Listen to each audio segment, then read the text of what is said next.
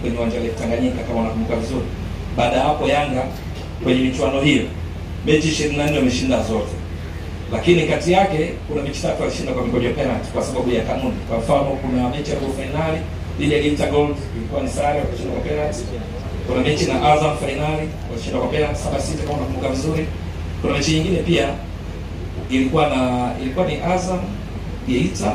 Kuna mechi 3 za penalty. Nyingine zote wameshinda. Alafu mabao 72 wameruhusu mabao 9. Sasa anayejua namba unaweza ukaona hapa ni ukubwa kiasi gani. Lakini kwenye ligi kuu Tanzania bara Yanga wameset standard kwa hii misimu minne kuanzia 2021-22.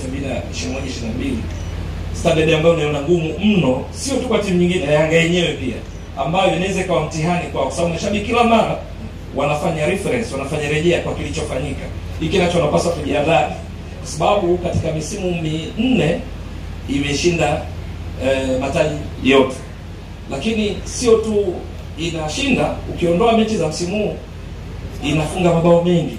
Ishafunga mabao 254. Mechi 120 Yanga imeshinda mechi 100. Ina maana winning percentages ni 83%. Wakati wao wakitoa utawala kwenye ligi kuu back to back mara 4 mfululizo. Watani zao jadi Simba kuanzia 2017-18 mpaka 2021. So walichukua mara 4 mfululizo. Pale kulikuwa na mabadiliko. Kulikuwa na msimu mechi 30, kulikuwa na msimu mechi 38, kwa maana kwamba kutoka timu zilikuwa 16 kama sasa, alafu zikawa timu 20 mechi 38, alafu kukawa na mechi 38, alafu kukawa na timu 18 2021 ambapo tunazungumzia mechi 34. Kwa hiyo mechi 140.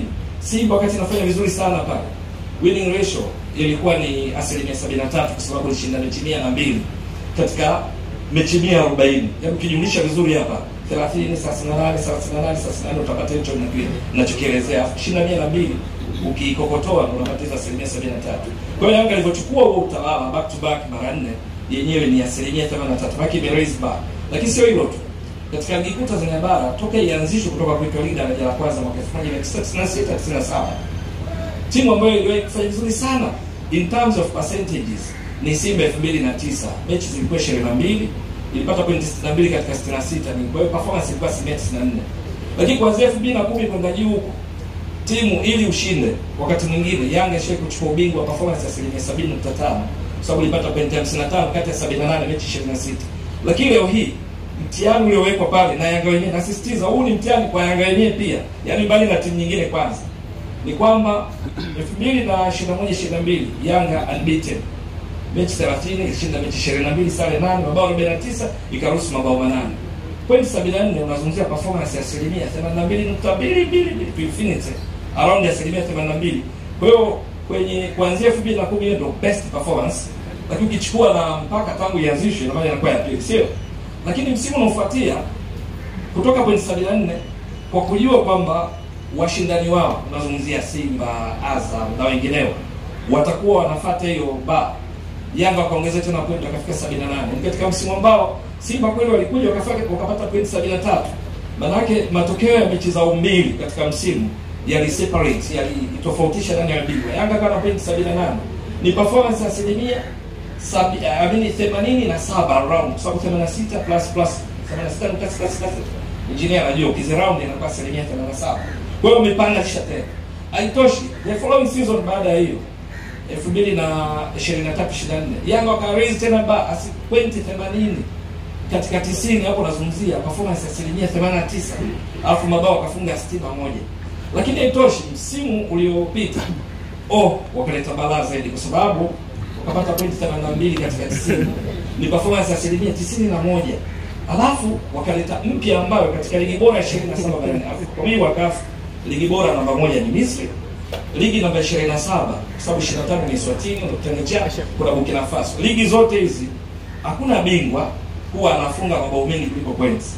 Lakini katika mashirikisho 54, kwa sababu gani? Ni hesabu rahisi tu. Ukishinda points 3, lakini unaweza kushinda moja bila mechi 10 ukapata mabao 10 akiwa na points 30. Kwa hiyo ni nadra sana kuwa na mabao mengi kuliko points. Yanga walianza na points 82, performance ya mechi 61, lakini mabao 83 katika mechi 30. Maana yake kwa wastani kila mechi, kila dakika 32 na sekunde 32 inafunga bao moja, ambayo haishindi tu Afrika nzima. Sasa hapa sio udamizi, sio mughalabu tunasema, sio exaggeration of facts. Ni dunia nzima katika ligi bora 5 duniani. Afrika chukua ligi zote bila kujali ligi 5. Yanga ndo the best kwenye ligi yake. Hapa msisitizo, asitokee mtu akasema Yanga ni bora kuliko Man City au Barcelona. Simaanishi hivyo. Na maanisha kwenye ligi yako la perform vipi. Yanga kufunga mabao 83 katika mechi 30 ni dakika 2700. Baki kila baada ya dakika 32 na sekunde 32 kamba zinacheza za mpinzani. Afu ameruhusu mabao 10. Sasa wastani huu ukilinganisha katika ligi bora duniani, mwingine atashtuka duniani kwa mpira wa miguu chini ya mwavuli wa FIFA, tunazungumzia CAF ambayo Yanga ndio the best. Tunazungumzia AFC ligi za ubora 5, tunazungumzia Saudi Arabia, tunazungumzia ligi ya South Korea, Japan. Kule hakuna imefikia kiwango cha Yanga. Unazungumzia OFC Oceania, yani visiwa vya Vanuatu, unazungumzia Fiji, unazungumzia New Caledonia, hakuna inafikia Yanga. Unazungumzia CONCACAF ni Amerika ya Kati, Kaskazini na Karibia. Ya unazungumzia Marekani, unazungumzia Honduras. Kule ligi 5 bora katika shirikisho lile la CONCACAF. Hakuna yenye performance kama Yanga. Ukitoka hapo unaenda CONMEBOL ni Amerika ya Kusini. Hapo unazungumzia ligi bora 5 ni Brazil, Argentina, Colombia, kuna Paraguay. Hakuna ili perform kama Yanga kwenye ligi yake. Hapa msisitizo kwa sababu ndugu zangu najua hawakawi kusema Yanga bora kuliko nazungumzia performance kwenye ligi yake. Lakini nazungumzia UEFA ya kuangukia kwenye CAF. Kama unakumbuka vizuri. Confederations Cup. Manake kwanza 2021 walitoka na Rivers United. Mapema tu. 1-2 imeisha. Lakini huo msimu unafuatia walienda kucheza dhidi ya Zalan kama sikosei, kashinda bao 9 aggregate. Halafu wakaenda kucheza na Hilal Omdurman. Sio? Wakatolewa. Ina maana unaangukia kwenye playoff kwa kanuni zilizopita, sasa hivi haziko hizo. Walikwenda kwenye playoff wakacheza na Club Africain bila kwa Mkapa. Yanga kimiliki bila 69, lakini mwisho siku mashuti 5 on target, wale 3 on target bila. Walivyoenda Tunisia Rades, Yanga walishinda 1-0. Matokeo yake akaingia kwenye group stages. Wakaenda mpaka finali ya msemaji. Unazungumzia mechi sasa 14 ukiongeza na playoffs zile mechi 2 dhidi ya Club Africain. Kwenye mechi 14 Yanga imeshinda 9. Umeshaelewa? Mechi 9 kati ya 14 ambazo ukifuatilia vizuri katika msimu ule katika michuano ya CAF kazidatao, yani chukua ligi ya mabingwa na kombe la shirikisho, timu best kwa performance ni Yanga. Sizungumzii bingwa. Yanga liko finali. Nazungumzia performance maxi kwenye match by match basis. Away Yanga ilikuwa namba 1, afu ya pili Mamelodi. So Mamelodi away yenyewe ilishinda finali ligi ya mabingwa. Away ni mechi 5, ilishinda 3, alafu ikatoa na sare. Lakini ilishinda 2 sare 3, kapata pointi 9 za away kwa sababu mechi 5. Yanga away ilienda ilifunga Club Africain away. Kwenye makundi ilitoa sare na Real Bamako kama unakumbuka vizuri. Ilienda ilifunga TP Mazembe, ilifungwa na AS Monastir. Kwa ufupi ukichanganya katika mechi za away 7, Yanga ilishinda 5, sare 1, ilifungwa 1 na AS Monastir 2-0. Sasa Mbwaduke, kazini leo kwa waandishi kuna kazi. Inahitaji utashi wa hesabati. Tusaidie kwa maneno machache, angalau ya chini ya dakika 1. Thamani ya Young Africans imepanda kiasi gani ndani ya uwanja? Imepanda sasa nipo asilimia. Ukisema tu rate katika hizo 100%. Nikichukua kwenye ligi kuu Tanzania bara imepanda kwa 87%.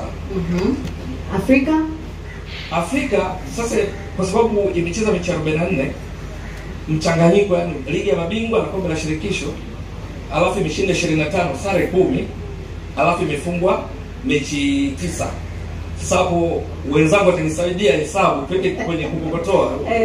Unaweka tu ni rahisi hata kwenye 25 out of 44 ni winning, alafu sare mechi 10 kati ya 44, zile 25 kati ya 44, 10 kati ya 44, 9 za kufunga kati ya 44. Ukiziweka vizuri, tujibu kwa namba sio kwa hisia. Lakini imefanya hapa tunazungumza hapa yuko katibu mkuu Msigwa. Kwa sekunde chache. Katibu mkuu Msigwa na Watanzania kwa ujumla tunapaswa kujivunia kupitia Yanga wakishirikiana na watani zao jadi. Sasa hapa tunapozungumza Afrika nzima, ligi ambayo kwenye top 10 clubs ina walau timu zaidi ya moja. Ni nchi mbili. Misri wana timu 3 ambao ni Al Ahly, wana Zamalek na Pyramids. Tanzania kuna Simba na Yanga. Hapa tulipozungumza Yanga ya 9 kwa ubora, viwango vipi? Watu wengi wanaangalia viwango ambavyo vimesha expire, wanaangalia Yanga ya 12. No, Yanga ya 9 sasa hivi.